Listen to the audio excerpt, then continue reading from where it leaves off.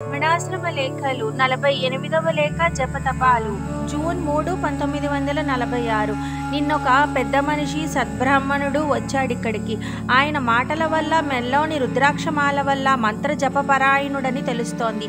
భగవాన్ విరూపాక్ష గుహలో ఉండగా ఒకసారి దర్శించాను అని చెప్పాడు. ఈ మధ్యాహ్నం శ్రీవారిని సమీపించి, స్వామి, పంచాక్షరి కానీ తారకం కానీ ఏదో ఒక మంత్రం జపిస్తూ ఉంటే సురాపానాది దోషాలన్నీ హరింపగలవా అని ప్రశ్నించాడు. అంటే ఏమిటి నీ ఉద్దేశం అన్నారు భగవాన్. పైన చెప్పిన మంత్రాలు జపిస్తూ ఉన్నవారు జారత్వ, చోరత్వ, సురాపానాదులు చేసిన ఆ మంత్రజపం వల్ల ఈ దోషాలు హరింపగలవా? ఆ పాపము వారిని అంటకుండునా అని మళ్ళీ అడిగాడా విప్రుడు. నేను జపిస్తున్నాననే భావం లేకుంటే వీటి వల్ల కలిగే దోషం వారికంటదు.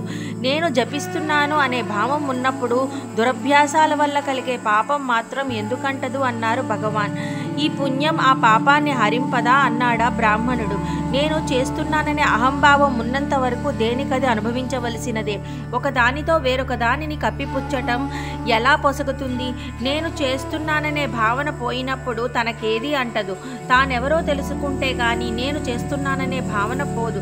తన్ను తాను తెలుసుకునే వారికి జపమేది, తపమేది. ప్రారబ్ధవశంగా శరీర యాత్ర సాగుతుందే గాని వాడొక్కదానిని ఇచ్చింపడు. ప్రారబ్ధం అనేది ఇచ్చా ప్రారబ్ధం.